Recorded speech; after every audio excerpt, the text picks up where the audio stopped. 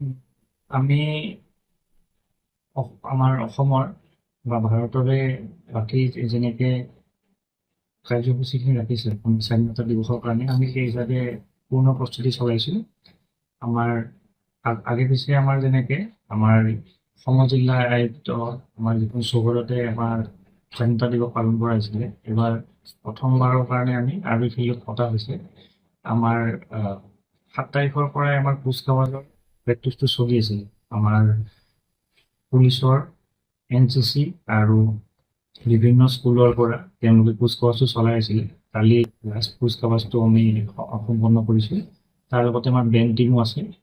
সেইখিনি কুচকাৱাজখিনি গোটেইখিনি কৰা হৈছে। তাৰ লগতে আমাৰ যিখিনি আপোনাৰ কালচাৰেল প্ৰগ্ৰেম আমি যিহেতু এইবাৰ অলপ গৰমৰ বতৰ তো বৰ বেছি ৰখা নাই। আমি অতি মানে চমুভাৱে আৰু মানে স্বাধীনতা দিৱসৰ লগত সংগতি ৰাখি আমি অলপ কালচাৰেল প্ৰগ্ৰেম অলপ ৰাখিছোঁ।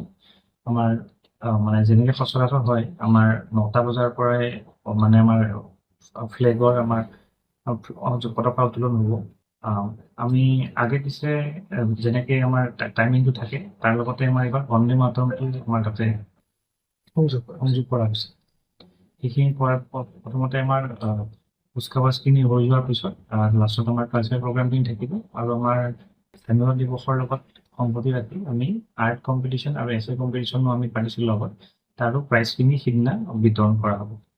তো মই আশা ৰাখিছোঁ আমাৰ অসমৰ কলাকাৰবাসী ৰাইজ তেওঁলোকে আমাৰ লগত যোগদান কৰিব আৰু মই সকলোকে আহ্বান জনাইছোঁ যাতে সকলোৱে আহি আমাৰ স্বাধীনতা দিৱসটো যাতে আমি উলহ মালহেৰে উদযাপন কৰোঁ, সকলোৱে যাতে সহায় সহযোগিতা আগবঢ়ায় সেইখিনি আমাৰ আশা ৰাখিছোঁ।